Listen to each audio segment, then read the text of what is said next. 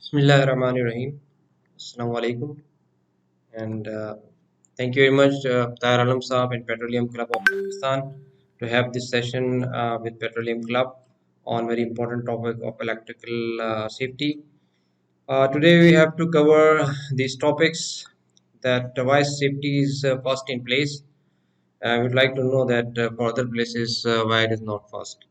Then we would like to see the need of electrical safety program, electrical safety codes and standards. There are thousands of codes, and what these codes say about the electrical safety. And then we would like to know the hazards and its consequences. Of course, the hazards are basic hazards are current and voltages. Then working on de-energized and energized circuits is very important because usually the work should be done on de-energized circuit, but sometimes there are requirement to work on the energized circuits as well. What standards say about this? Then we would like to know how to get prevention of the system uh, in the system, like the protection devices. And then what are the impacts of currents, different level of currents, different values of currents on the human body, and what should be the working distance of a person who is working on the distance on the life part. Then there is a hidden potential energy. Would like to know the incident energy, how we can minimize that energy as well. There are risk categories, and according to those risk categories, we have to develop the protection of the person and the equipment as well. So the severity of all the hazards and impacts and its consequences should be known to us, and those causes of hazards are to be analyzed, and on the basis of that analysis there is a calculation, and on that basis we need to see the what kind of PPs are required for the job. So this is the whole thing, but last thing which is very important is the electrical safety work program. What should it cover, and what should be uh, the, about the reports? We'll discuss on it. So we know that electrical things are a little bit different from the other things like mechanical and other things, because the potential energy behind this is huge. Like you see here, we have the thundering and lightning is a very infinite kind of potential energy which you have. And in case of when lightning strikes on something on the ground, any conductor or building or somewhere, so it needs a low resistive part. So there is a prevention system in the electrical network, that earth wire is provided, and then surge arresters are provided, and those are grounded. So this kind of internal protections are provided, like you see here the earthing grid is there as well. So so we'll see what we have to introduce in the system, and what we have right now to prevent the system from all these things. The पहली चीज is why safety is called in the workplace is job number one. So the basic reason of this is we have at home as well. We know that at kitchen we have the gas is the hazard, the electricity is the hazard. On the road we have the vehicles running on the road. The speed is the hazard. There are many things on in the offices, trip hazard there, and in the industry, in on the plants, the number of hazards are much higher than as compared to the other places. So because of this reason, we say the safety in the workplace is job number one, and this is of course a natural uh, thing. So what we say, it's not. I think the wrong thing to say is important. So, but who is for whom it is first? For the company as well, and for the person who is directly involved in it, the people who are working on the plant, who are present in the plant, and like similarly electrical things के लिए भी यही होगा कि जो electrical के लोग जो काम कर रहे हैं, जिनका इंटरेक्शन है, उनके लिए ज़्यादा इम्पोर्टेंट है कि सेफ्टी जो है वो क्योंकि फर्स्ट प्लेस पे they have to interact with the electrical devices. We know, okay, in case of any incident or anything, after that after the impact or in consequences, the people regret on it. So instead of regretting the things, what we have to go for as कि हमें उस system के ऊपर काम करने से पहले safety assessment और उसकी प्रोडिक्शन करनी चाहिए कि हैज़र्ड्स कहाँ कहाँ मौजूद हैं, उन हैज़र्ड्स के क्या इम्पैक्ट्स आ सकते हैं, उनके जो इररिपरेबल कॉन्सिक्वेंसेज हैं उनसे हम कैसे बच सकते हैं इंसिडेंट की, ये ज़्यादा इम्पोर्टेंट है। फिर उसके बाद ये कि सेफ्टी की रिस्पॉन्सिबिलिटी जो है वो किसकी है, मेरी है, आपकी है, एम्प्लॉय की है या एम्प्लॉयर की है। सो हर एक की अपनी जगह पर एक इम्पोर्टेंस है, हर एक की रिस्पॉन्सिबिलिटी है। आई मीन ये कि जो लोग उस सिस्टम के ऊपर डिज़ाइन इंजीनियर्स हैं, उस सिस्टम को जो देख रहे हैं और जो मैनेजमेंट है, उनका काम ये है कि वो ऐसा एनवायरनमेंट दे जो कि पर्सनल के लिए और इक्विपमेंट के लिए और प्लांट के लिए, उसकी सेफ्टी के लिए प्रिवेंशन का काम करे, उनको प्रोटेक्शन दे। और उसके अंदर पहली जो चीज़ है जो उनको करनी है कि वो सिस्टम को पहले असेस करवाएं, उसकी प्रोडिक्शन करवाएं, उसके बाद ही प्रिवेंशन कर सकते हैं कि उस सिस्टम के अंदर क्या जो शॉर्टकमिंग्स हैं उसके ऊपर वो काम कर सकते हैं। तो वो मैनेजमेंट का काम है। लेकिन the person who is in front line, वो एक वर्कर है, एक स्टाफ मेंबर है, एक टेक्नीशियन है और इंजीनियर है जो कि लाइव इक्विपमेंट के ऊपर काम कर रहा है। लाइव या एनर्जाइज ना भी हो तो उसके जो एडजस्टेंट इक्विपमेंट है दोज कैन बी एनर्जाइज, तो उनके ऊपर काम कर रहा हूँ। तो ये एक चीज़ है। फिर सबसे बड़ी इंपॉर्टेंट चीज़ ये है कि जहाँ पर हम ये कहते हैं कि सिस्टम्स के अंदर इम्प्रूवमेंट करनी है और सिस्टम को सही रखना है, उसकी मेंटेनेंस करनी है, उसकी असेसमेंट करनी है, उसकी टेस्टिंग करनी है, this is very important. Other thing is कि ह्यूमन एरर जो है वो हमेशा इंसिडेंट्स के अंदर होता है, तो उसको कैसे अवॉइड किया जाए, उसके लिए अवेयरनेस प्रोग्राम जैसे कि आज हम डिस्कस कर रहे हैं वो निहायत ज़रूरी है। तो उसके बगैर हम आगे नहीं बढ़ सकते। तो इसलिए असेसमेंट प्रोग्राम, ट्रेनिंग प्रोग्राम्स जो है लोगों के होते रहने चाहिए, उनकी जो रिफ्रेशर कोर्स हैं सेफ्टी के ऊपर वो होने चाहिए।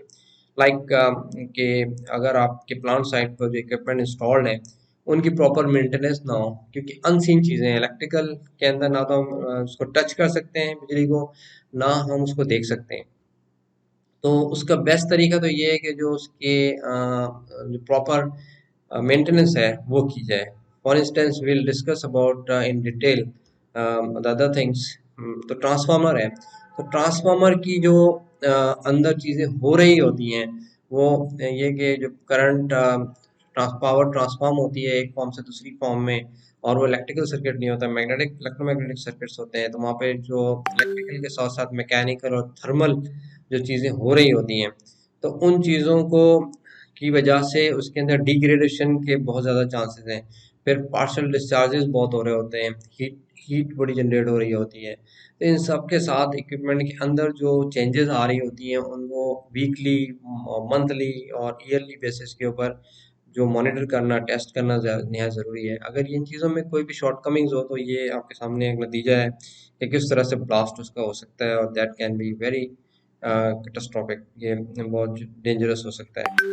तो इसकी एक आपके पास, हमारे पास एग्जांपल है कि इलेक्ट्रिकल सेफ्टी जो है व्हाई इट इज़ इम्पोर्टेंट, कि एक डाटा है जो स्टैटिस्टिक्स हैं कंपनीज की, जो डिस्को कंपनीज हैं पाकिस्तान की distribution company, you can have a look on it कि 5 इयर्स के अंदर ये ट्रेंड जो इसका है वो चेंज होकर किस तरह से इंक्रीज हो रहा है। हालांकि अगर आप एक चीज़ की सिस्टम की प्रिवेंशन कर रहे हैं तो उसमें फैटलिटीज कम होनी चाहिए। There can be two possibilities कि अदर के रिपोर्ट जो है उसमें कोई इम्प्रूवमेंट भी है, तो हम कह सकते हैं कि ठीक है, नंबर ऑफ जो चीज़ें हैं वो रिपोर्ट सही हो रही हैं, पहले सही नहीं हो रही थी, एक पॉसिबिलिटी है जिसको हम रिफ्यूज़ नहीं कर सकते। दूसरी ये कि वाकई में चीज़ें जो है वो सही नहीं हो रही और ये चीज़ें बढ़ती जा रही हैं, प्रिवेंशन या प्रोटेक्शन में कोई कमी है।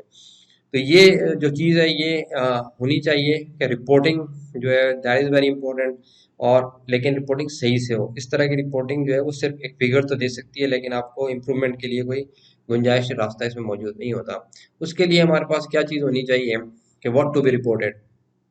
यूजुअली जो कंट्रीज में जाएं जहाँ पर के सिस्टम्स डेवलप्ड हैं, वहाँ पर क्या होता है कि जो लोग जिनको के इंजरी हुई है, शॉक्स लगे हैं, उनकी कितनी परसेंटेज है, कितने लोग हैं जिन्होंने कितने थाउजेंड्स में लोग हैं जो कि आप देख सकते हैं इसके अंदर 30,000 लोग जो है एक जगह की रिपोर्ट है जिसमें कि दे शॉक रिसीव शॉक्स ईयरली। इसी तरह से डिसेबल पर्सनस इंजरीज जो है कितनी हुई। फिर उसके बाद जो इलेक्ट्रोक्यूशन है is the fourth possible traumatic occupational fatalities में आती है। फिर ये कि तकरीबन 2000 वर्कर्स जो हैं वो बर्न सेंटर्स भेजे गए और 10 आवर फ्लैशेज जो हैं हर दिन होते हैं। ये यूएस की बात चल रही है और 60% जो एक्सीडेंट में डेथ्स जो हैं वो ये बर्न इंजरीज की वजह से होती हैं। इसी तरह से जो इलेक्ट्रिकल वर्कर्स हैं वो हर साल जो उनके एक्सीडेंट्स होते हैं उनके ऊपर जो मेडिकल ट्रीटमेंट पर जो आता है वो 4 मिलियन तकरीबन पर पर्सन और इसी तरह बिलियंस के अंदर इसके ऊपर कॉस्ट जो है वो आती है।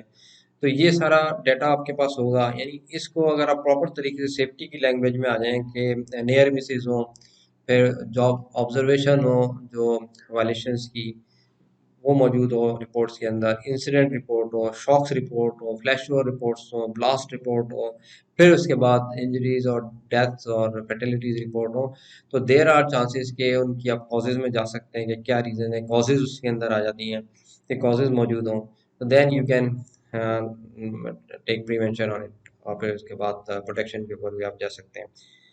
तो लेकिन ये तो एक चीज़ है जिसकी हम बात कर रहे हैं कि human life is very important और उसके ऊपर इतना कुछ हो रहा है, उसके ऊपर रिपोर्टिंग हो रही है, लेकिन इसके अंदर और भी चीज़ें हैं। इसके अंदर there are legal and other factors के those need to be addressed because of the impact of the incident of electrical things.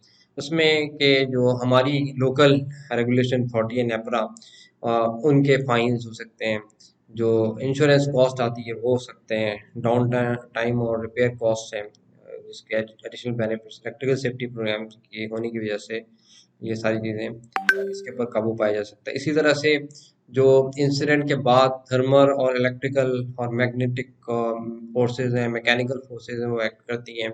उनकी वजह से जो बिग एक्सप्लोजन होते हैं इक्विपमेंट के ऊपर और जो चीज़ें पर्सनल डेथ से इंजरीज होती हैं, तो उनकी मेडिकल ट्रीटमेंट जिसकी मैं बात की इसके ऊपर जो थाउजेंड्स ऑफ यानी जो करेंसी है उसके ऊपर स्पेंड होती है। फिर उसके बाद ये लिटिगेशन और फिर सबसे बढ़कर ये कि प्लांट अगर शट डाउन हो जाए तो फिर उसके बाद लोग जो है अपनी जॉब से जो है वो भी अ, हाथ धो बैठे। तो ये सारी चीज़ जो है बहुत बड़े फैक्टर्स हैं जिसकी वजह से एक इलेक्ट्रिकल सेफ्टी प्रोग्राम इन सारी चीज़ों को कवर करता हो और फिर उसको लेकर चलता हो, उसकी नया ज़रूरत है। तो what the electrical safety program will protect employees and employers against. तो ये चीज़ें हैं कि इंजरी टू पर्सनल, देन नेब्रा की जो फाइन्स हैं वो उनसे फिर इंक्रीज्ड कॉस्ट जो इंश्योरेंस की उससे आप उसको रिड्यूस कर सकते हैं। कंपनसेशन वर्कमैन को आप किसी की फैटिलिटी हो जाए कुछ हो जाए तो उसमें फिर लॉस्ट और अनयूजेबल मटेरियल जो आपका है, फिर उसके बाद अनप्लान्ड इक्विपमेंट की कॉस्ट है, आपको ऐड करना पड़ जाए इक्विपमेंट, रिपेयर और रिप्लेसमेंट कॉस्ट है, तो मल्टी मिलियन लॉसूट्स हैं इसके, फिर पॉसिबल बैंक्रप्सी है। So that's why electrical safety is not an option, it is absolutely necessary for workers and employers, both दोनों के लिए। तो अम, अब हम शुरू करते हैं कि किस तरह से। सबसे पहली चीज़ तो ये है कि आप डिफरेंट तरीके होते हैं, मैनेजमेंट सर्वेज होते हैं, मैनेजमेंट विजिट्स होते हैं सेफ्टी साइट्स के। Let's start with the safety site management survey के मैनेजमेंट के लोग जो हैं वो किस तरह से इसको देखें। जब भी वो किसी इंडस्ट्रियल साइट पर हो तो देखें कि एरिया जो है उसके आसपास तो पहले देख लें कि वो सिक्योर है या नहीं। लाइक के कोई इलेक्ट्रिकल इंस्टॉलेशन है तो उसके आसपास फेंसेस हैं या नहीं, क्योंकि एक तो वो होता है ना कि लोगों को पता है उधर जा रहे हैं लेकिन कोई जानवर है, एनिमल्स हैं, they can move around it, तो उनसे हो सकता है। फिर ये कि कोई अननोन पर्सन जिसको चीज़ों का ना पता हो वो उधर चला जाए, तो उसके लिए इंडिकेशंस हों, उसके लिए जो है लेबल्स लगे हुए हों, जिस तरह यहाँ पर नज़र आ रहा है कि ये डेंजर्स का जो है इलेक्ट्रिकल सेफ्टी हैजर्ड का यहाँ पर लेवल मौजूद है। इसी तरह से वीडियो सर्विलेंस भी आप कर सकते हैं। फिर जहाँ पर इलेक्ट्रिकल इंस्टॉलेशन हो लाइक ट्रांसफार्मर्स हैं तो इनके दरमियान में फायर बैरियर्स हों, रेस्ट्रिक्शंस हों। फिर उसके बाद वहाँ पर कोई वेट चीज़ें ना हो, वेजिटेशन ना हो। फिर जो कंबस्टिबल मटेरियल है वो आसपास सराउंडिंग में that should not be placed there. फिर फायर प्रोटेक्शन क्या प्रोवाइड की गई है उसके ऊपर जो आपकी प्रिवेंशन में आती है, ये it's the responsibility of the management कि वो देखे कि इस तरह की चीज़ों के ऊपर फायर प्रोटेक्शन क्या दी हुई है आपने। तो इन सारी चीज़ों के साथ साथ जब हम जाते हैं कि इलेक्ट्रिकल फॉल्ट जनरेट कैसे होते हैं, तो इलेक्ट्रिकल फॉल्ट जनरेट जो होते हैं वो दो रीज़न से होते हैं। एक तो आपके पास एक्सटर्नल रीज़न है कि आप के सर्किट में कोई सर्ज आ गई है, कोई शॉर्ट सर्किट हो गया है किसी डिस्ट्रीब्यूशन लाइन में, कहीं पर ट्रांसफार्मर में, उसकी वजह से तो सर्किट अगर पीछे से क्लियर नहीं हुआ तो वो आगे तक फ्लो कर सकता है। एक तो ये पॉसिबिलिटी है। दूसरी पॉसिबिलिटी ये है कि जब भी कोई सर्किट जिसके ऊपर लोड पर हो, अगर उस सर्किट का जो लाइव और ग्राउंड है that comes in contact because of any reason, तो उसकी वजह से जो लो रेजिस्टिव पाथ है जो आप इसमें देख रहे हैं कि लो रेजिस्टिव पाथ इसको मिलेगा, जहां पर इलेक्ट्रिकल के लोग तो अच्छी तरह समझते हैं कि लो रेजिस्टिव पाथ जहाँ मिलेगा तो करंट तो फ्लो करेगा, ना कि वो हाई रेजिस्टिव पाथ में। This is simple with the Ohm's law कि आई जो है it would be greater if resistance is lower. Resistance जितनी कम होगी उतना ज़्यादा करंट होगा, और जितना ज़्यादा करंट होगा उतना ज़्यादा ही डेंजरस होगा। उसको क्लियर होना चाहिए जल्द से जल्द टाइम के अंदर। तो ये करंट फ्लो और शॉर्ट सर्किट की हमें नॉलेज है।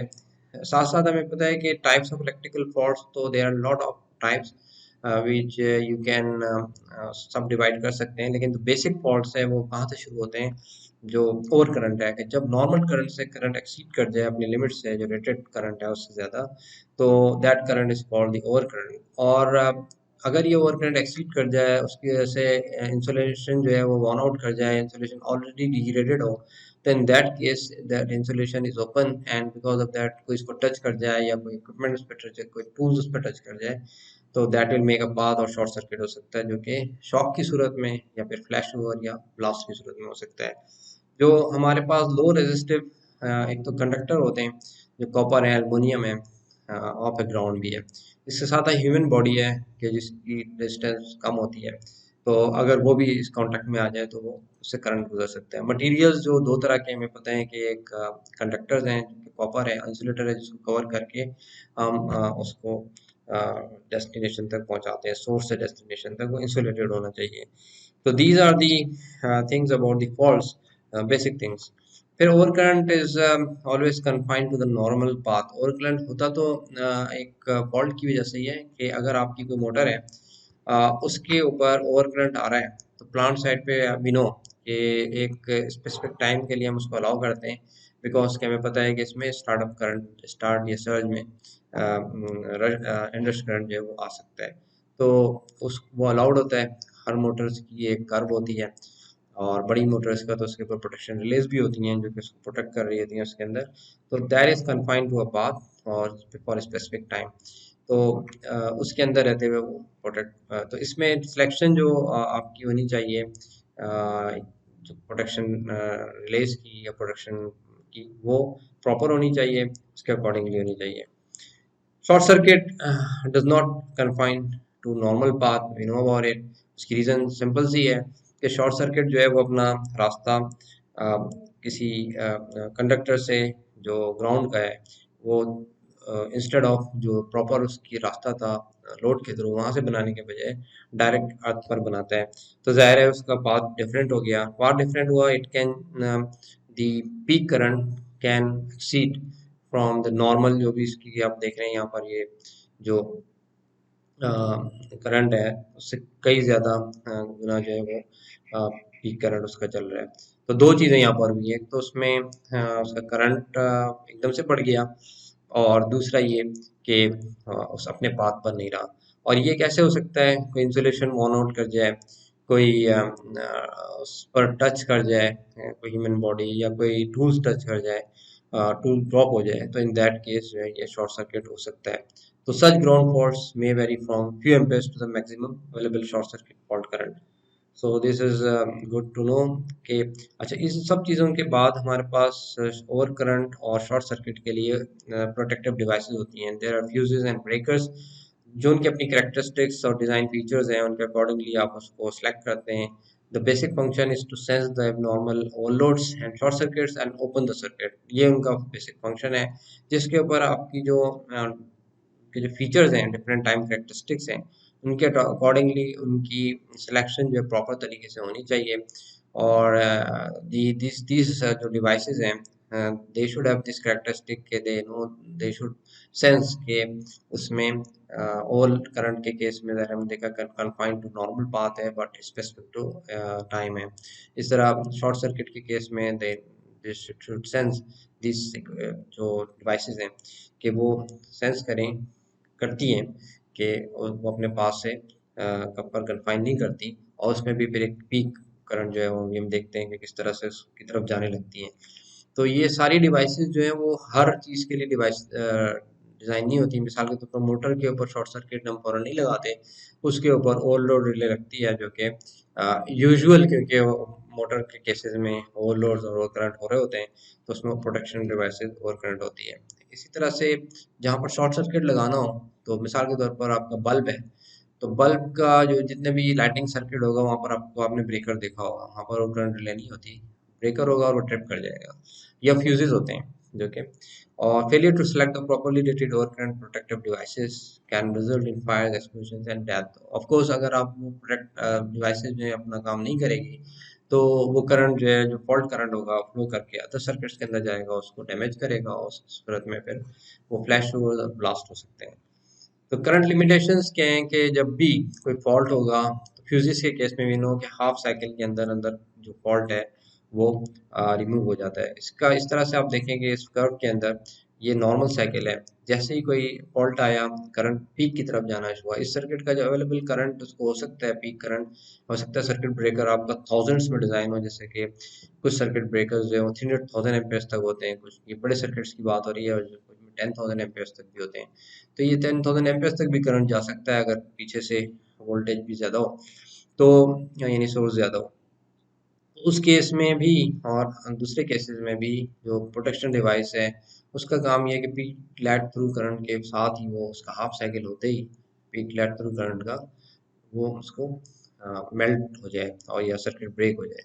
तो ये उसका आर्किंग टाइम होता है, जिसका हाफ साइकिल में ये सारी चीज़ हो जानी चाहिए, आर्क एक्सटिंग्विश हो जाना चाहिए, और सर्किट जो है वो क्लियरिंग टाइम उसका ये होना चाहिए। फिजिक्स के केस में हाफ साइकिल है, ब्रेकर्स के केस में सी कि ये ज़्यादा है। अब यहाँ पर अगर हाफ साइकिल को हम निकालें, तो 60 हर्ट्ज पर ये दिया हुआ है मिली सेकेंड 8 मिली सेकेंड्स है, और जो 50 हर्ट्ज के पर है it is about 2 milliseconds ये हो जाएगा।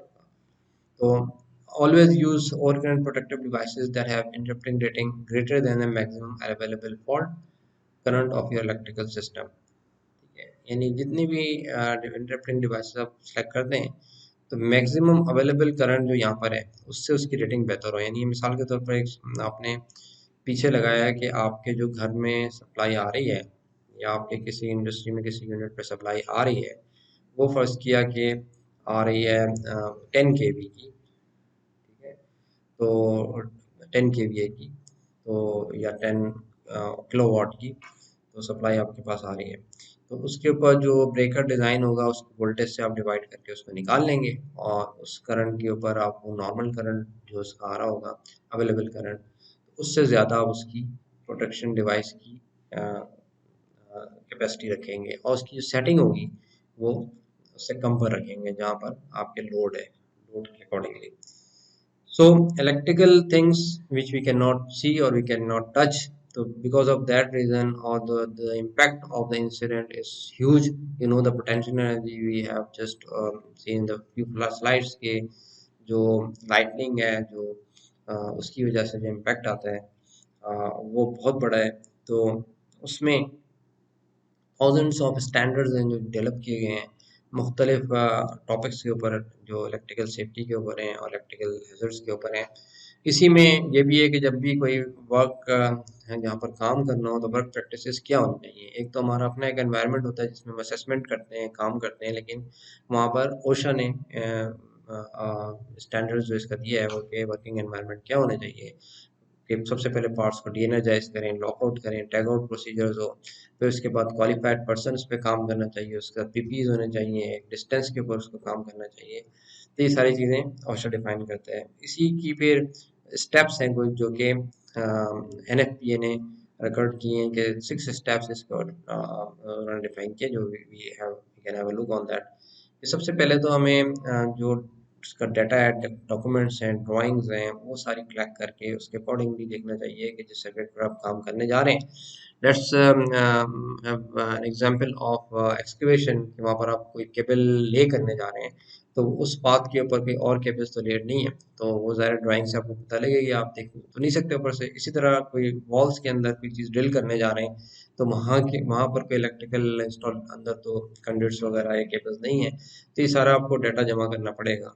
दूसरी चीज़ होगी कि after properly interrupting the load current, यानी आपने डिस्कनेक्ट कर दिया डिवाइसेस को दूसरे स्टेप पे। तीसरे स्टेप में आपने किया कि जाकर फिजिकली देख लिया, मिसाल के तौर पर कि जो आपकी एमसीसी है उसमें मोटर को आपने उधर से डीएनर्जाइज किया है, तो उसको जाकर फिर आप रेकआउट करेंगे और प्लेट्स को देखेंगे वो सही तरह से डिस्कनेक्ट हुई है या नहीं हुई है।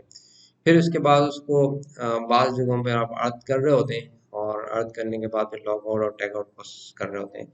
फिर ये है कि जब वो डिवाइस को आपने यहाँ से डीएनर्जाइज कर दिया, बाहर जाकर आप काम करना चाह रहे हैं, तो डायरेक्ट जाकर काम नहीं करेंगे। पांचवा स्टेप ये है कि आप उसको जाकर अपने जो वोल्ट मीटर है, एमीटर है, टर्मिस्टर है, उनके जरिए से चेक करेंगे कि एनर्जाइज तो नहीं है। इसकी रीज़न क्या हो सकती है? इसकी रीज़न ये है कि हो सकता है कि टैग जो है वो कहीं और लगा हो, चीज़ कहीं और लगी हुई हो। तो ये पॉसिबिलिटीज़ हैं, इस पर इंस्टेंट हुए हैं। जो फर्स्ट इंस्टॉलेशन होती हैं, कमिशनिंग होती है, इसमें गलतियाँ होती हैं, और फिर लोग जाकर जब काम कर रहे होते हैं बाद में उसके ऊपर, तो पता लगता है कि ये गलत हो गया। तो ये चीज़ें पॉसिबल हैं। इसी तरह से इलेक्ट्रिकल जो डिवाइसेस हैं, उनके अंदर बास के अंदर ये फीचर होते हैं कि जिसके अंदर वो इलेक्ट्रिसिटी को स्टोर करते हैं, लाइक कैपेसिटर्स, और इसी तरह से ट्रांसफार्मर्स हैं, वाइंडिंग्स हैं। तो केबल आप जनरेटर्स के अंदर अगर आप देखें तो रेजिडुअल करंट होते हैं जो कि, तो उसको आपने डिस्चार्ज करना होता है, और उसके बगैर अगर आप करेंगे, देर आर टू पॉसिबिलिटीज। एक तो शॉक भी लग सकता है, दूसरा पॉसिबिलिटी ये है कि वो इनरश करंट हो और फिर वो इम्पैक्ट डालती है उस डिवाइस के ऊपर। तो ये पहली चीज़ ये, हाँ, ये स्टेप्स हो गए। फिर ये है कि जो आपका अगर इक्विपमेंट आप डीएनर्जाइज नहीं कर सकते, देर आर सम रीजंस कि इलेक्ट्रिकल टास्क ऐसे हैं कि जिसमें ट्रबल शूट करना है, प्रेजेंस ऑफ वोल्टेज और करंट के होते हुए आपने इक्विपमेंट को एनर्जाइज रखते हुए काम करना है, तो उसकी फिर क्या रिक्वायरमेंट है। उस केस में आपके पास फिर जो लाइफ सपोर्ट इक्विपमेंट है, वो इमरजेंसी अलार्म सिस्टम वहाँ पर होना चाहिए, हैज़ार्डस एरिया वेंटिलेशन होनी चाहिए। इसके ऊपर हम मजीद डिस्कशन करेंगे कि इसके भी स्टेप्स, और इसके बाद देख लेते हैं। तो during the process of creating the electrically safe work condition, the appropriate PPE must also be utilized. ये तो हर केस में कि पीपीई जो है वो प्रोटेक्शन आपको प्रोवाइड करते हैं, जो लास्ट लाइन प्रोटेक्शन कहलाती है।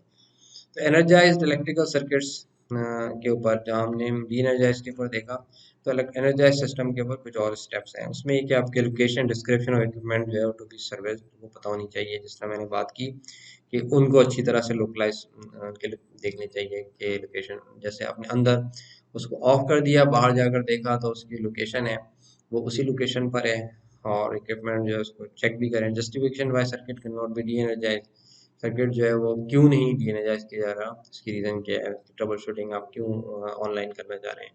Description of safe work practices, ये आप देखेंगे कि उसकी जो है असेसमेंट हुई है नहीं हुई है। ये results of the shock hazard analysis, कि कुछ चीज़ें हैं जो जिनके ऊपर आप कैलकुलेशंस करते हैं कि एक जगह पर हैजर्ड मौजूद है, तो इसकी क्या इम्पैक्ट हो सकता है, वो हम आगे देखते हैं।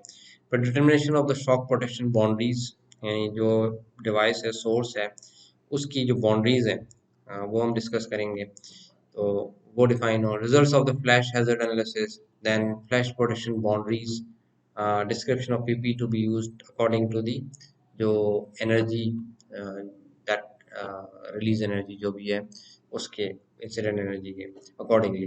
Description of barriers used to restrict access, evidence of job briefing, and signature of responsible management. So in case of energized circuit is very important. Then we come to the electrical hazard and consequences. Electrical hazards, we know that whenever there is electrical system, it means that current and voltage are there. There can be other hazards like installation hazards, जैसे मैंने बताया कि हो सकता है कि उसके ऊपर उसके जो टर्मिनल हैं वो सही से इंसुलेटेड ना हो, यानी इंसुलेशन मौजूद ना हो तो उस वजह से आपके जो हैजर्ड्स हैं वो बढ़ जाते हैं। इसी तरह से वहाँ उसके आसपास कोई वाटर वगैरह वेट चीज़ ना हो, प्लांट के ऊपर कहीं काम करने जा रहे हैं तो दूसरे हैजर्ड भी उसके आसपास हो सकते हैं। So because of this, what can be the primary hazards and their consequences to the person? Then there are few things like electrical shock is possible, or then arc flash is also possible, and blast, arc blast. And in case of arc blast, there are always some light will be emerged and sound energies. So these will be there. So इनकी assessment हो इन hazards की। और secondary hazards क्या है? Secondary hazards ये हैं कि उसकी वजह से जो बर्न्स हो सकती हैं, उसकी वजह से टॉक्सिक गैसेस हो सकती हैं, जो मेटल है, कॉपर है, वो मोल्टन फॉर्म में निकल कर आ सकता है। फिर शार्पनल चीज़ें, डेब्रीज जो हैं वो निकल कर आ सकती हैं। तो unexpected events can cause be the start of workers to lose their balance, और वो किसी हाइट पर काम कर रहे हैं तो वहाँ से गिर सकते हैं, उनके मसल्स जो है डैमेज हो सकते हैं। इसी तरह से इलेक्ट्रिकल शॉक जो है जब भी किसी शख्स को वो कांटेक्ट में आता है नाजायज कंडक्टर्स के, तो शॉक रिसीव करता है और वो उसकी स्किन मसल से होकर उसके ऑर्गन से वो डैमेज कर सकता है। माइल्ड किस्म का भी अगर होगा तो वो उसके ऊपर इम्पैक्ट डाल सकता है। तो सिवियरिटी ऑफ शॉक जो है वो डिपेंड्स करती है कि करंट पाथ कितना है, कितनी पीछे इंटेंसिटी कितनी है, ड्यूरेशन ऑफ कांटेक्ट कितना है, क्लियर हुआ या नहीं हुआ सिर्फ इसके ऊपर डिपेंड करती है। माइल्ड सेंसेशन भी जो होगी ना वो सीरियस इंजरी या फैटलिटी की तरफ ले जा सकती है। इसी तरह से वोल्टेज लेवल्स जो हैं वो शॉक के ऊपर को एस्केलेट कर सकते हैं। तो इसकी वजह से जो हार्ट बीट है उसके ऊपर इम्पैक्ट आ सकता है, वेंट्रिकुलर आपकी जो फिब्रिलेशन है उसके ऊपर इम्पैक्ट आता है। तो इन सब चीज़ों का जो इफेक्ट है इलेक्ट्रिकल शॉक का, ये यहाँ तक जा सकता है।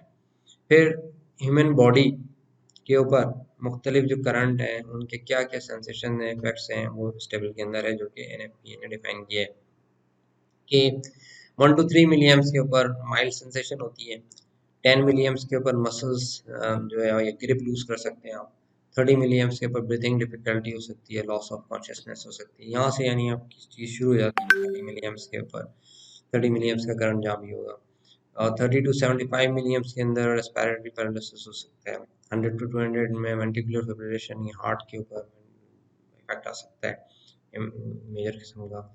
और 50 to 300 पे शॉक पोटेंशियली फैटल भी हो सकता है। 1500 पर तो टिश्यू एंड ऑर्गन बर्न और सेकेंड थर्ड डिग्री बर्न की बात करते हैं उस पर जाता है। इस तरह टेम्परेचर वाइज भी है कि जब ब्लास्ट होता है ज़ाहिर है तो ये आग फ्लैश होती है तो उससे टेम्परेचर का इम्पैक्ट आएगा, तो सेल डिस्ट्रक्शन हो सकती है, स्किन एक्सपीरियंस हो सकते हैं। थर्ड डिग्री बर्न से जा सकता है। थर्ड डिग्री बर्न मीन्स 50% से ज़्यादा बॉडी जो है बर्न हो जाए। तो ह्यूमन बॉडी जो है उसको हमने देखा 30 के बाद चीज़ें शुरू हो जाती, 30 मिली एम्स के बाद 50 मिली एम्स जो है current can be fatal for him. और देयर आर 3 वेज के ह्यूमन बॉडी जो है उसको करंट पहुंच सकता है। उसमें एक टच पोटेंशियल है, यानी हैंड टू हैंड, यानी एक आप अगर इसको देखें कि एक हाथ से करंट जो है मिल रहा है और दूसरे से ग्राउंड हो रहा है, तो ये हार्ट और लंग्स के थ्रू ही जा रहा है। स्टेप पोटेंशियल में एक पैर से करंट रिसीव हुआ, दूसरे से ग्राउंड हो गया, तो हार्ट पर इफेक्ट नहीं हुआ लेकिन पैरालिसिस का इस पोर्शन का हो सकता है टेम्परली। फिर टच स्टेप पोटेंशियल जो है इसमें एक हाथ से हुआ, हार्ट और लंग के थ्रू पे ये ग्राउंड हुआ, तो ये थर्ड स्टेप इसका पॉसिबल है। फिर ये कि इन सारी चीज़ों के अंदर कि आप देखेंगे ज़्यादा इम्पैक्ट जो आ रहा है वो ब्रीथिंग प्रॉब्लम है, अनकॉन्शियसनेस है, डेथ और कैन ऑल्सो अकर। सिर्फ ये एक केस है जिसमें पैरालिसिस जो है ना वो उसमें है, लेकिन बाकी दो केसेस में, दोनों केसेस के अंदर हार्ट के ऊपर इफेक्ट आ सकता है, ब्रीथिंग प्रॉब्लम उसकी हो सकती है। So even though there may be no external signs from the electrical shock, internal tissue organ damage may have occurred. The signs of internal damage may not surface immediately, and when it does, it may be too late. तो आमतौर पे ये होता है कि वैसे नहीं पता लगता आपको कि आम इंसिडेंट के अंदर बंदा जख्मी होता है, उसकी ब्लीडिंग होती है, यहाँ पर इस तरह की चीज़ नहीं होती, पता नहीं लगता। इसका इम्पैक्ट इंटरनल जो पार्ट्स है उसके ऊपर ज़्यादा होता है। तो any person experiencing any kind of electrical shock should seek immediate medical attention, और उसकी जो फर्स्ट एड है using the correct personal protective equipment आप उसको प्रैक्टिस इसको मिनिमाइज कर सकते हैं, इन हैजर्ड्स को, शॉक हैजर्ड्स को। तो ये मैं बात कर रहा था कि उसको फर्स्ट ट्रीटमेंट जो है फर्स्ट एड की वो दी जा सकती है। और शॉक के बाद उसकी सूरत हाल देख के उसकी ईसीजी वगैरह भी करवाई जा सकती है। फिर ये कि हम फ्लैश ओवर की तरफ आते हैं, तो ये एक इंसिडेंट है जिसमें आपको नज़र भी आ रहा है कि यहाँ पर रैकिंग हैंडल भी मौजूद है। इट मीन्स कि there was some body was there और उसकी जो वर्किंग थी इस सर्किट के ऊपर थी। इसमें 5 के भी और 1200 एम्पेयर ब्रेकर है। इसके डैमेजेस अगर आप देखें तो कितने ज़्यादा हैं ये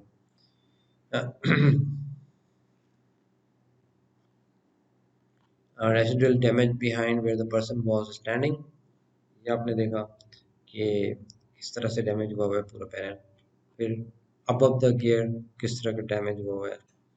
और जो सूट उसने पीपीईस लिए हुए थे, वो सूट का हाल देखें जो 40 कैलोरीज पर सेंटीमीटर स्क्वायर के हिसाब से सूट डिज़ाइन है, जो कि इट्स नॉट बैड। यानी आमतौर पर फ्लैश जो शर्ट बर्न होती है या आपके कपड़े बर्न होते हैं वो 8 कैल्स पे हो जाते हैं, तो उससे ऊपर का डिज़ाइन ये किया हुआ है जिसके ऊपर ये है, और ये भी बर्न हो गया फ्लैश। तो ये आग ब्लास्ट की जो हीट एनर्जी है अभी आप देखेंगे कि कितनी ज़्यादा होती है। फ्लैश हुड भी उसका डैमेज हो गया है। तो उसके प्राइमरी और सेकेंडरी जो इफेक्ट्स हैं वो अगर आप देखें तो आपको अंदाजा होगा। आग फ्लैश से जो हीट जनरेट होती है, जो टेम्परेचर है वो तकरीबन 35,000 डिग्रीज फ़ारेनहाइट है, जो कि 4 times of the temperature of the sun surface है। इसी तरह से आग ब्लास्ट से जो हीट जनरेट होती है, जो प्रेशर वेव बनती है, वो आग ब्लास्ट कहलाती है। और आग ब्लास्ट फ्लैश और आग ब्लास्ट जब होते हैं तो उसकी वजह से जो इम्पैक्ट बॉडी पर आता है वो 3rd डिग्री बन तक जाता है। फिर हियरिंग लॉस है, ब्लाइंड लॉस है या ब्लाइंडनेस है, तो उस पर इम्पैक्ट आ सकता है। सीवियर किस्म की इंजरीज जो है इसमें होती है। सेकेंडरी इम्पैक्ट ये है कि जो आपकी गैसेस या मोल्टन पार्ट निकल रहा है, इलेक्ट्रिकल इक्विपमेंट को जो डैमेज हो रहा है, इंक्लूजर्स को इस आग की वजह से या जो वेव है, प्रेशर वेव की वजह से, वो बहुत बड़ा है। It is very extensive. फिर ये एक इलेक्ट्रिकल कंडक्टर जो कि कॉन्टैक्ट एक से दूसरे से बना रहा है और प्रोड्यूस कर रहा है, या ग्राउंड से कॉन्टैक्ट बना रहा है और आर्क फ्लैश दे रहा है, वो उस वक्त तक रहेगा जब तक कि उसका करंट जो है वो दोनों कंडक्टर एक दूसरे से कांटेक्ट में हो, पीछे से फॉल्ट क्लियर ना हो, तो वहाँ पर आर्क मौजूद रहेगा और वो बाकी जो चीज़ें इन कांटेक्ट आ रही हैं उनके ऊपर इम्पैक्ट डालता रहेगा। तो इसके ऊपर हम अब देखते हैं कि एनर्जी जो बनती है, एनर्जी जो जनरेट होती है, उसका क्या इम्पैक्ट आता है। एनर्जी बेसिकली हम हमेशा कैलोरीज या जूल्स में देखते हैं, तो 1 calorie is equal to 4.2 watt second, और 1 कैलोरी जो है 4.2 जूल्स भी होती है, यानी 1 joule is equal to 1 watt second आप कह रहे हैं, ये आपका यूनिट होता है। तो इसी को लेते हुए हम आगे देखेंगे, कैटेगरीज भी डिफाइन हुई हैं। तो जो आर फ्लैश है, इसके कुछ बेसिक टर्म्स हैं जिसमें कि इंसिडेंट एनर्जी है। इंसिडेंट एनर्जी जो है it is usually express in calories पर सेंटीमीटर स्क्वायर, जो हमने देखा था, यानी एक स्पेसिफिक एरिया के ऊपर जो एनर्जी जनरेट हो रही है, हीट एनर्जी है और area measuring 1 square centimetre square. So there are some calculation methods that heat energy in joules centimeter square can be converted to calories centimeter square by dividing 4.2। Divide कर दें तो आप उसको कैलोरीज में ले सकते हैं। दूसरी जो इसकी टर्मिनोलॉजी है वो डिस्टेंस है, यानी जितना आपका डिस्टेंस जो है आग से करीब होता जाएगा आग फ्लैश से, वो आप उतना ज़्यादा इम्पैक्ट बढ़ता जाएगा। आई स्क्वायर आर टी की फॉर्म में जब अगली स्लाइड में देखेंगे तो ये टाइम बढ़ता जाता है, इसका इम्पैक्ट बढ़ता जाता है। और जो एनर्जी कम से कम minimum energy that can have an impact is 1.2 cals per centimetre square, जिसकी वजह से माइल्ड सेंसेशन या सेकंड डिग्री बर्न हो सकती है, जो ये that is curable but it can have an impact as well. क्योंकि अगर ये हार्ट के थ्रू होती हुई ग्राउंड हो रही है तो हार्ट के ऊपर इम्पैक्ट आ सकता है। Then working distance from live parts, इसके ऊपर भी स्टैंडर्ड्स भी डिफाइन है कि ऑलमोस्ट आपका 18 इंचेस का डिस्टेंस तो होता है जो आप पैनल्स के सामने काम कर रहे होते हैं या किसी डिवाइस के सामने काम कर रहे होते हैं। तो उस डिस्टेंस के अंदर जो इंसिडेंट एनर्जी है उसका क्या लेवल है, that is very important to provide the protection to the person. मतलब पीपीज हैं उनके डिज़ाइन के लिए या उनकी सिलेक्शन के लिए। Working distance is used to determine the degree of risk and the type of personal protection equipment necessary to protect against the hazard। और NFPA जो है इसके ऊपर एक पूरा चार्ट है जो आपके सामने मौजूद है कि इंसिडेंट एनर्जी अगर आपकी 0.003 होगी तो तकरीबन ये उसके इक्विवेलेंट है जो कि सन की सरफेस ऑफ अर्थ के ऊपर, ग्राउंड के ऊपर पड़ती है, पहली जो उसका इफेक्ट आता है। फिर अगर 1 कैल दो तो फिंगर टिप्स जो आपकी एक्सपोज होती है विद सिगरेट लाइटर फ्लेम के साथ, ये उतनी एनर्जी है। 1.2 means it can cause the second degree burn, जिसमें आप फील करते हैं, और स्किन जो बर्न होती है वो सेकेंड डिग्री बर्न होती है, और फिर थोड़ी सी बस के निशान भी आ जाते हैं। फिर उसके बाद amount of energy that will instantly ignite a cotton shirt, तो वो 4 कैल्स होती हैं, इसमें स्किन भी बर्न हो सकती है। फिर amount of energy that will instantly cause incurable third degree burns to bare skin, वो वहाँ से शुरू हो जाती है थर्ड डिग्री बर्न। तो थर्ड डिग्री बर्न्स के अंदर स्किन बर्न हो जाती है। ये उसका कैटेगरीज हैं। इंसिडेंट एनर्जीज के अकॉर्डिंगली उनकी जो कैटेगरीज हैं, वो हैजर्ड रिस्क कैटेगरीज डिफाइन हुई हैं। यहाँ पर अगर आप देखेंगे 0 to 1.2 cals per centimetre square में रिस्क कैटेगरीज 0, देन 1.2 से 4 तक 1 कैटेगरी 1 है, 4.1 से 8 तक कैटेगरी 2 है, और उसके बाद 8.1 से 25 तक कैटेगरी 3 है, 25.1 से 40 तक 4 है। So the amount of incident energy a worker may be exposed to during an arc flash is directly proportional to the clearing time of the or current protective devices. In general, current preventing device fuse will clear a fault much quicker than a standard circuit breaker. तो ये चीज़ें हम देखेंगे, incident energy का जो impact है उसको जो क्लियर करने वाली चीज़ है बैक्स पीछे से, वो फ्यूजेज हैं या सर्किट ब्रेकर है। अच्छा, जो इंसिडेंट एनर्जी जो फ्लैश आर्क फ्लैश की सूरत में प्रोड्यूस हो सकती है वो 8 कैल्स है, लेकिन HRC फ्यूजेस आमतौर पे इसको उसको मेल्ट कर सकते हैं, लेकिन इससे ज़्यादा भी हो सकती है, जो कि 100 कैल्स पर सेंटीमीटर स्क्वायर है। तो ये उसके बाद हम आ जाते हैं कि what determines the severity of an arc flash. यहाँ से हमारी शुरू होती है कि हम how we can provide the prevention to the system. अगर इन चीज़ों पर हम काम कर लें तो हम सिस्टम के अंदर प्रिवेंशन कैसे कर सकते हैं, इंसिडेंट एनर्जी को हम कैसे रिड्यूस कर सकते हैं। इंसिडेंट एनर्जी को रिड्यूस करने के लिए अवेलेबल शॉर्ट सर्किट करंट जो है उसको हमें रिड्यूस करना पड़ेगा। जो अवेलेबल शॉर्ट सर्किट करंट है वो कैसे, कोई भी करंट अगर शॉर्ट सर्किट है तो वो कहाँ तक पीक लेट थ्रू करंट उसका कितना है, पीक अवेलेबल करंट कितना है, उससे पहले पहले आप उसको कैसे प्रोटेक्ट कर सकते हैं। सिस्टम वोल्टेज मैक्सिमम कितना है, फिर आर्क गैप, एक आर्क डेवलप हुआ, आर्क फ्लैश हुआ, उसके बाद दूसरा हो गया, तो उनका गैप कितना है, उसको आप आर्क बेंचिंग करेंगे तो गैप जो है वो कम हो सकता है, यानी उसको बढ़ाया जा सकता है। फिर डिस्टेंस फ्रॉम द आर्क जो है वो कितना है, इसको आप रिड्यूस कर सकते हैं तो पॉसिबल हो। Opening time of over current, ये वेरी इंपॉर्टेंट है कि प्रोटेक्टिव डिवाइसेस जो लगी हैं वो कितनी देर में सर्किट को ओपन करती हैं। ये प्रिवेंशन है सारी कि सिविरिटी जो है आग की वो इन चीज़ों से होती है डिफाइन। इन चीज़ों को अगर आप कंट्रोल कर लें तो आप कंट्रोल कर सकते हैं। पहली चीज़ तो है कि when a severe enough arc flash occurs, the overcurrent protective devices, fuse or circuit breakers in the upstream of the fault interrupts the current. दूसरी चीज़ ये है कि जो डिस्टेंस है वो proportional to the total clearing amperes square second I square T के साथ और current protective devices during the fault. High current and longer exposure time produces greater incident energy. Second चीज, third, a practical and significant way to reduce the duration of an arc flash and thereby the incident energy is to use the most current limiting OCPDs throughout the electrical system. और current protective devices में वो जितनी ज़्यादा most advanced हो वो आप use करें। Half cycle के अंदर ये फ्यूजेस मेल्ट होते हैं, जिसमें हमारे 50 हर्ट्ज सर्किट्स के अंदर तकरीबन 2 मिली सेकेंड्स है, और 60 के अंदर 8.33। स्टडीज से हमें पता लगता है प्रैक्टिकली कि 6 साइकिल्स लगते हैं ब्रेकर्स को minimum in 100 millisecond circuit को क्लियर करने में। सिविरिटी ऑफ हैजर्ड्स है, यानी जो पीछे भी हमने देखा तो आर्क ब्लास्ट का क्या इफेक्ट है, और उसके बाद दूसरे जो उसके बाद वहाँ पर इम्पैक्ट्स आते हैं उनका क्या इफेक्ट है।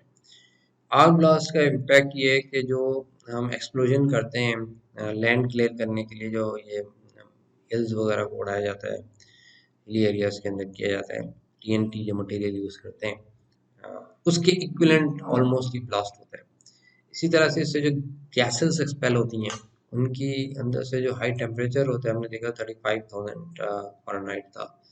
इसी तरह से जो मेल्टिंग, जो कॉपर मेल्ट होता है, वेपराइज होता है, ये एक्सपेंड होता है at the rate of 67,000 times of its mass.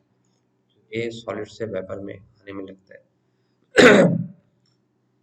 ये इसकी जो रेट है, इसकी जो ब्लास्ट की जो आपने देखी कि कितनी बड़ी इसकी टीएनटी का इक्विवेलेंट इसका एक्सप्लोजन है। तो इसी के साथ साथ इसकी जो प्रेशर बिल्ट होता है वो 2000 पाउंड्स पर स्क्वायर फुट है। और इसी तरह से जो स्पीड है 700 माइल्स पर आवर की स्पीड है, जिसके ऊपर आप सोच समझ सकते हैं कि कोई भी चीज़ जो उसके रास्ते में है वो कैसे उसके ऊपर वो इम्पैक्ट डाल सकती है। यहाँ से जो दो चीज़ें, लाइट एंड साउंड इफेक्ट, वो भी ज़ाहिर ब्लास्ट केस में लाइट भी इमिट होती है, और वो अल्ट्रा वायलेट फ्रीक्वेंसीज में तक होती है, जो कि हमें पता है कि कितनी डेंजरस है ultraviolet frequency, UV frequency 10K hertz, या देखते हैं उसकी जो फ्रीक्वेंसी है बहुत ज़्यादा है। फिर उसके बाद जो प्रेशर वेव्स साउंड की बनती है 160 डीबी के, जबकि 85 डीबी के ऊपर ही आपका जो है हेयरिंग प्रोडक्शन जो है वो उसके बाद मस्ट हो जाती है। तो कॉमन कॉजेज में इसके जहाँ एक्सटर्नल फॉल्ट्स हैं, वहाँ इंटरनल फॉल्ट्स के अंदर, ह्यूमन एरर के अंदर बहुत ज़्यादा केयरलेसनेस है, डिस्ट्रैक्शन है, सुस्ती है, और प्रेशर है कि सर्किट को अपने एनर्जाइज करना है दोबारा से, और कॉन्फिडेंस में भी लोग खड़े होते हैं, और उसी सिलसिले में जब काम करते हैं टूल्स जो हैं वो टच हो जाते हैं। तो इसकी तरह फॉल्टी इक्विपमेंट जो है उसके ऊपर बिला वजह के एक्सपेरिमेंट्स करना, और हैज़र्ड को जो है वो एनर्जाइज करने की कोशिश करना, तो इससे भी ये इफेक्ट्स आते हैं, यानी ब्लास्ट हो सकता है। इसकी जो अदर जो आर्क फ्लैश के जो रीजन हैं वो हमने पहले भी देखा था कि वॉन और ब्रोकन कंडक्टर इंसुलेशन है, लाइफ पार्ट एक्सपोज है, लूज वायर कनेक्शन है, इम्प्रॉपरली मेंटेन इक्विपमेंट्स है, डिस्कनेक्ट पैनल्स है, वाटर नियर इक्विपमेंट है, हाई वोल्टेज केबल्स है, स्टैटिक इलेक्ट्रिसिटी है, डैमेज टूल्स एंड इक्विपमेंट है। बेस्ट प्रोटेक्शन हमेशा जो है वो डीएनएजाइज सर्किट पे काम करना है। कभी भी डीएनएजाइज सर्किट से कोई किलिंग या इंजरी या फैटेलिटी नहीं हुई। और दूसरा ये कि क्वालिफाइड लोगों को काम करना चाहिए, प्रोटेक्टिव पीपी साथ होनी चाहिए, स्टैंडर्ड्स को फॉलो करने चाहिए, और ओसीपीडी डिवाइसेस जो हैं वो हमेशा प्रॉपर तरीके से, ये सारी वो चीज़ें मैंने जो आपके सामने रखी कि प्रिवेंशन हैं, प्रोटेक्शन हैं, जो कि मौजूद होनी चाहिए। हमें पता है कि ब्रेकर्स हैं तकरीबन फ्यूजेस से मुकाबले में शॉर्ट सर्किट के केस में ज़्यादा लॉन्गर टाइम लेते हैं, यानी जैसे हमने देखा था हाफ साइकिल में वो फ्यूज़ कर रहा है, और 6 साइकिल में तकरीबन 12 टाइम ज़्यादा में ही कर रहा है। तो इसी में ओसीबीडी के क्लियरिंग टाइम मुख्तलिफ ब्रेकर्स के ऊपर यहाँ पर मौजूद हैं कि और करंट प्रोटेक्टिव डिवाइसेस जो कि फ्यूजेस या जो करंट लिमिटिंग सर्किट ब्रेकर्स हैं वो 8 टाइम्स ओपनिंग टाइम रेटिंग के ऊपर उनका ओपनिंग टाइम जो 0.1 है, और टिपिकल ओपनिंग टाइम जो 20 टाइम्स ऑफ द रेटिंग के ऊपर हाफ साइकिल है। और इसी तरह से मोल्डेड के सर्किट ब्रेकर्स में 5 to 8 सेकेंड है, और उसमें 20 टाइम्स ऑफ राइटिंग में ये 25 मिली सेकेंड है। ये आप साइकिल्स ले लें क्योंकि इसके अंदर जो मिली सेकेंड है 60 हर्ट्ज के अकॉर्डिंगली है। तो ये सारे जो एम सी हैं, और फिर पावर ब्रेकर्स हैं, मीडियम वोल्टेज ब्रेकर्स हैं, इलेक्ट्रॉनिक टिप के साथ हैं, उनके ट्रिपिंग या क्लियरिंग टाइम जो इसमें दिया हुआ है उसकी सिलेक्शन इसके अकॉर्डिंगली, फॉल्ट के अकॉर्डिंगली आपको इसकी सिलेक्शन करनी है। लास्ट में जो प्रोटेक्शन में जो चीज़ आ जाती है वो हमने एनालिसिस, शॉक हैज़र्ड एनालिसिस है। उसमें होता ही है कि आपकी जो डिवाइस है, जो सोर्स है, वो सोर्स जिसके अंदर के हैज़र्ड मौजूद है, और यहाँ से इंसिडेंट जो है वो जनरेट हो सकता है, तो उसकी जो प्रोबेटेड बाउंड्री है वो कहलाती है, इसकी कैलकुलेशन की जाती है। फिर उसके बाद उसकी रिस्ट्रिक्टेड अप्रोच बाउंड्री है, ठीक है, और फिर उसका लिमिटेड अप्रोच बाउंड्री है। यहाँ पर तक तो नॉन क्वालिफाइड बंदा आ सकता है, किसी क्वालिफाइड बंदे के साथ विजिट में लोग आ सकते हैं। यहाँ पर कभी भी जो नॉन क्वालिफाइड लोग हैं उनको नहीं लाना चाहिए। सिर्फ क्वालिफाइड लोग भी उस वक्त जाएं जबकि उनके पास वर्क ऑर्डर हो, और सारी असेसमेंट करके उसके बाद वो इस जोन के अंदर जाएं और काम करें। तो शॉक हैजर्ड एनालिसिस में हम करते क्या हैं कि the system voltage to which the person can be expose वो पता हो, production boundary requirements NFPA table के अकॉर्डिंगली 70E जो टेबल्स हैं हमने पीछे भी देखे हैं उसके अकॉर्डिंगली, फिर उसके बाद यानी जो एनर्जी है एनर्जी के accordingly identify the personal protective equipment PPE required to minimize the shock hazard, ये इम्पोर्टेंट है, यानी पीपी जो है इसके ऊपर डिफाइन कर लें। अच्छा, अब पीपी डिफाइन करने के लिए हमारे पास कुछ टेबल हैं। एक में हमने फॉल्ट करंट दिखाया है कि फ्यूजेस जो है 43 यानी इसकी केएम्स रेटिंग है फॉल्ट करंट की, और इसी तरह से डिस्टेंसेस हैं, प्रोटेक्शन बाउंड्री, इंसिडेंट एनर्जी आपके पास है, हैजर्ड रिस्क कैटेगरी, ये चार चीज़ें आपके पास होनी चाहिए। इन चार चीज़ों को देखते हुए फिर आप डिफाइन कर देंगे अगर कैटेगरी 0 है और 6 इंचेस जो है उसका डिस्टेंस है तो 1 layer non melting flammable fabric with weight at least 4.5 on पर यार्ड स्क्वायर इसकी स्पेक्स है। इसी तरह से इसकी स्पेक्स कैटेगरी 1 में, जबकि मिनिमम जो आग का एनर्जी इंसिडेंट एनर्जी है 4 कैल्विन है, उसमें 1 layer of fire retardant shirt and fire retardant pants और कवर शामिल है। इसी तरह से और आपने के सामने कैटेगरीज और उसके अकॉर्डिंगली जो पीपीज हैं इंसिडेंट एनर्जी के अकॉर्डिंगली वो प्रोटेक्शन बाउंड्री के अकॉर्डिंगली और सिलेक्ट की हुई हैं। इसमें इसी की पेयर है कि एएसटीएम के अकॉर्डिंगली आप किस तरह से चीज़ों को सिलेक्ट करते हैं। तो इनका आग थर्मल परफॉर्मेंस यानी एपीटीवी जो है ना वो आपका डिफाइन होना चाहिए, जो जो भी आप सूट लेते हैं, जैसे वो 40 कैल्स का आपने देखा था, तो इसकी अगर आप डिफाइन कर लेते हैं कि 11 कैल का सूट जो आपको चाहिए इंस्टेंट एनर्जी के अकॉर्डिंगली। वी रेटेड टूल्स यानी टूल्स और जो ग्लव्स हैं यानी वोल्टेज रेटेड होते हैं, जो कि हाई केवी पे डिफरेंट होते हैं, लो केवी पे डिफरेंट होते हैं। इसी तरह फ्लेम रिटार्डेंट हम प्रॉपर्टी है जो मटेरियल की वो यूज़ की जाती है इसके जो पैंट और शर्ट्स के लिए। तो break open threshold energy EBT भी इसके ऊपर डिफाइन होती है, जो कि फ्लेम रिटार्डेंट मटेरियल की ये एएसटीएम मटेरियल के अकॉर्डिंग है। तो ये पीपीज को डिफाइन करते हुए आप ये करते हैं। फिर पीपीज में आप देखेंगे आपके पास हेलमेट है और फेस मास्क है, फिर उसके बाद स्लीव्स हैं, बॉडी बेल्ट है, फिर उसके बाद ग्लव्स हैं, रॉड है जो कि इंसुलेटेड रॉड होती है, इससे आप सर्किट को चेक कर सकते हैं, और इसके अलावा फिर आपकी ड्रेस है और इंसुलेटेड शूज है। अच्छा, पीपीज तो ले लिया आपने, पीपीज को यूज़ किया, तो पीपीज को यूज़ करने के बाद ज़ाहिर है प्लांट एनवायरनमेंट सारे उसको क्लीन रखना ज़रूरी है, और ज़रूरत पड़े तो लॉन्ड्री से उसको वॉश करवाएं। दूसरे इसके ऊपर कंटेमिनेशन नहीं होनी चाहिए, otherwise it can cause the flammable liquids जो है अगर उसके ऊपर हो तो प्रोटेक्शन को डिस्ट्रॉय कर सकते हैं। फिर ये कि वार्निंग लेबल्स जो हैं वो, फिर फ्लैश पॉइंट प्रोटेक्शन यानी सारी जो इक्विपमेंट्स हैं उनकी टेस्टिंग और उनके आप जो है वो मेंटेनेंस जो है वो होती रहनी चाहिए टाइम टू टाइम, और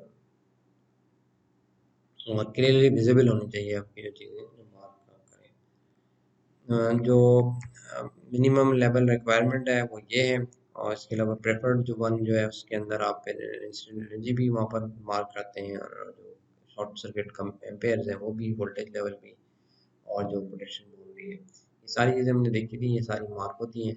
ये अगर लगी हो तो ये बेस्ट है कि वहाँ पर आपको एक स्टैंडर्ड मिल जाता है। फिर उसके बाद आया वर्क परमिट प्रोसेस है, जो कि साइट्स के ऊपर होता है, जो एनर्जाइज और डी एनर्जाइज वर्क परमिट्स का। उसके अंदर हमने सारी चीज़ें पहले डिस्कस कर ली हैं। फिर ये है कि कभी भी कोई सर्किट अगर क्लियर हो जाए यानी आपके फ्यूज़ जो है उसको मेल्ट कर जाए, तो यूजुअली लोग तार उठाते हैं और उसमें लगा देते हैं, तो वो सही प्रैक्टिस नहीं है। उसके according to the rating fuse change होना चाहिए। इस तरह ब्रेकर्स भी अकॉर्डिंग टू द रेटिंग होना चाहिए, वो नॉन करंट लिमिटिंग फ्यूजेस जो है, नॉन स्टैंडर्ड फ्यूज नहीं होनी चाहिए। Last thing which is very important इस के सिलेक्टिव कोऑर्डिनेशन हो कि जहाँ पर भी आपका इंसिडेंट हो रहा है वो जो डिवाइस है उसके नज़दीकी डिवाइस को एक्ट करना चाहिए फ़ौरन। ये नहीं कि फॉल्ट थ्रू होता हुआ ऊपर तक जा रहा है, तो ये पॉसिबल है कि फिर पीछे से करंट जो है अगर उसको पॉसिबल मैक्सिमम करंट का रास्ता मिल रहा है तो वो आखिर तक ये डैमेज कर सकता है सर्किट को, इसीलिए फॉल्ट को उसी जगह पर क्लियर कर देना चाहिए। तो दिस इज़ वेरी इंपॉर्टेंट। ये हमारा लास्ट टॉपिक था, हमने चार चीज़ें कवर की हैं इस पूरी ट्रेनिंग के अंदर। उन चार चीज़ों में हमने ये देखा कि सबसे पहले हमने असेसमेंट की, प्रिडिक्शन की, और उसके बाद प्रिवेंशन की, और ये सिस्टम को कैसे प्रिवेंट किया जा सकता है उसकी असेसमेंट जो हैजर्ड्स की है वो हमने देखी। और उसके साथ साथ फिर हमने ये देखा कि उसकी पीपीज और प्रोटेक्शन जो कैटेगरीज हैं वो कैसे उसको कैसे डिफाइन कर सकते हैं डिफरेंट एनालिसिस और शॉक हैजर्ड्स की बेसिस के ऊपर। Thank you very much for all this stuff. Thank you.